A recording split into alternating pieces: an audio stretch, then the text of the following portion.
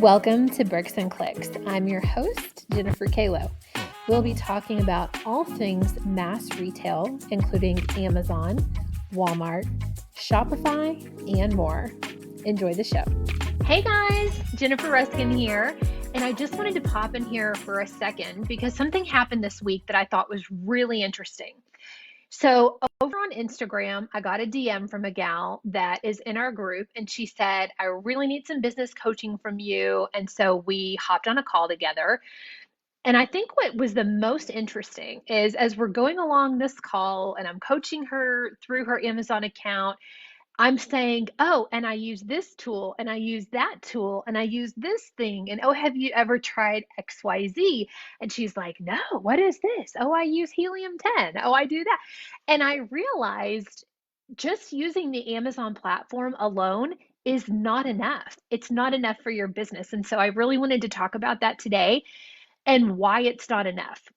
So let me start with if you're using a platform to sell online outside of Amazon, your tools are incredibly limited, right? Like right now, today, if you're selling on Walmart.com or Wayfair or eBay or whatever that might be, I think your hands are seriously tied.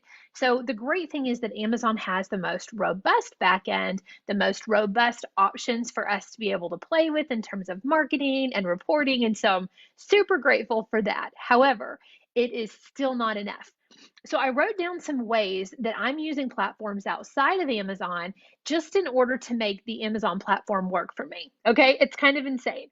So one is feedback. So if I want to have communication to an Amazon shopper to tell them that we're having a sale, to ask them to write a review, to give them a downloadable PDF with a recipe for some amazing chocolate chip cookies, like tomorrow's social post, you're going to see my newest client, which I'm so excited about, that is a chocolate chip cookie company. I might want to give them a recipe. I can't do that through Amazon. I mean, you could go in the orders section and like hand write a note to every single person that purchases, but that's freaking insane. Why would you do that? So I use a program that allows me to communicate to my shopper.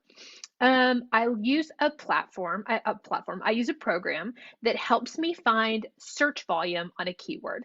So if I have a brand new, let's say it's a potential customer, and she sells chocolate chips. Let's just use that example.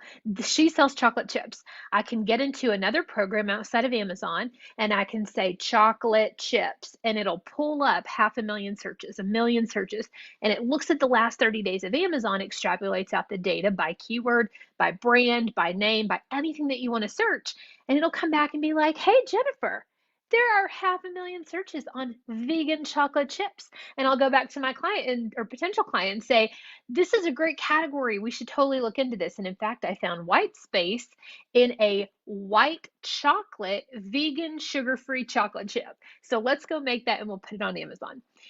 Another program that I use is to find actual revenue on Amazon. So I use a whole nother program just to see what's the size of the prize in the category and is it worth me going after, right? So one program I go find searchability, the other one I find and validate my findings in terms of revenue. So I love using two different tools together and sometimes three to just find that white space in the market because some categories like supplements are so overcrowded these days on Amazon. You don't want to pay $5 or $10 for a click on a pay-per-click ad within the Amazon system. So we've got to get niche-y. We've got to find our way into maybe a subcategory that has super high searchability, but a small amount of item rankings. Okay, and again, none of this stuff, like you can't just get on the Amazon platform yourself without a third-party tool and see search volume. You can't see sales unless it's your own sales, and you can't communicate directly to your shopper within the Amazon platform. I wrote down a few more things of other programs that I use. I said keyword research and refining the perfect list of keywords. That's another one. So I use another program that extrapolates out keywords for me, and it will tell me which keywords to use based on the term chocolate chip.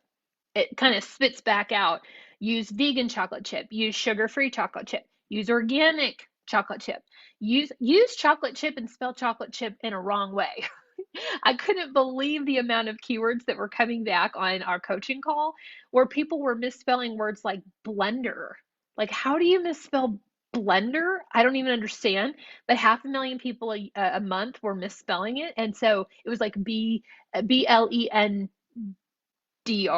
instead of DER, something to that effect. So you want to pay attention to how shoppers are spelling things, because Amazon's algorithm searches, supposedly it can tell if there's a misspelling, but the algorithm has to be taught. And so if someone's misspelling in a new way and it's happening 500,000 times per month, you want to catch that and throw it into your listings. Okay, here's a big one that I couldn't even believe that I uttered to her and I forgot about. I use another program to help optimize my Amazon pay-per-click advertising. That's crazy, right? You would think that the system would be robust enough. It's not. If you're running an auto ad within Amazon system, you don't get to see what keywords they pull. And as we were talking to our agency the other day, hey, Caitlin, they were telling us, so in my mind, I thought that Amazon only scrolled through the listing to get the keyword that we had put in the listing and served it to our potential shopper. Amazon is now taking similar categories, cross-categorical categories. Because it's AI technology, it's getting incredibly savvy, and it's able to go, oh, your customer, but your potential customer typed in vegan chocolate chip, but you don't have vegan chocolate chip on your listing, but I see the words chocolate chip, and she typed in chocolate chip gluten-free, and it'll somehow find your listing and show it to the shopper. So anyway, it's getting to a crazy level of sophistication. I did see this actually happen a few months ago. We had a client that had a curry food item, a food item that had some curry in it. And Stephen Curry, the player, had some shoes that he launched. And so the algorithm was taking my client's word curry and Stephen Curry's followers, and it was showing my curry item to Stephen Curry's potential shoe shoppers. And so we were crazy spending. Like we spent like $200 one night on this one particular ad. And because of Tychometrics, I was able to say, whoa, what's happening? And so we stopped it really quick and we were able to stop the keyword. Within Amazon system, you're not able to just automatically click off a keyword or even have the visibility that it's been shown to a customer, that Stephen Curry shoes and my curry food customer was even potentially linked. So again, another program that we're using that's outside of Amazon.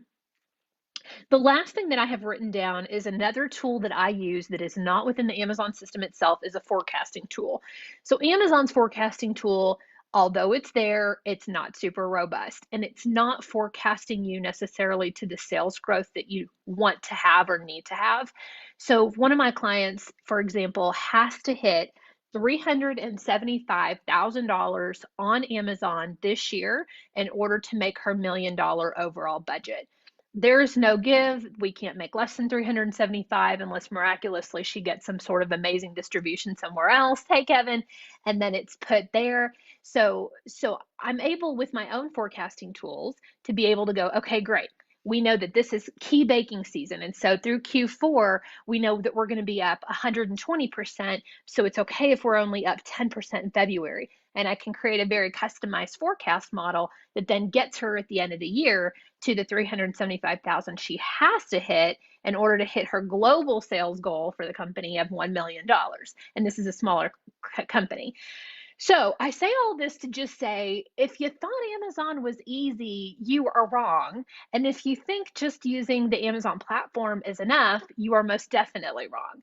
So I've come up with a master class. I'm going to be putting a link into the notes here in this Facebook Live. I've come up with a master class to give you some more information about what is working on Amazon, what isn't working, what are all the programs and all the tools that we use to help manage. We've managed hundreds of Amazon clients at this point, and I want to share those with you because I want to make your life on Amazon a hell of a lot easier than it's been for me and for my team, for the hundreds of thousands of dollars that I've spent learning Amazon, hiring Amazon experts. I mean, I want you to have the quick and easy way of learning Amazon instead of all of the hard, cumbersome, expensive, and lengthy time it's taken for us to learn it. Hey, this is Jennifer Kalo again, and Bricks and Clicks podcast is sponsored by my company, Growth Spurt Sales and Marketing, where we offer full one-on-one account management services as well as hourly and consulting work on a plethora of things, including mass retail, Walmart account management services, Amazon account management services, social media marketing, video work, podcasting, and more. Check out the link below for more information.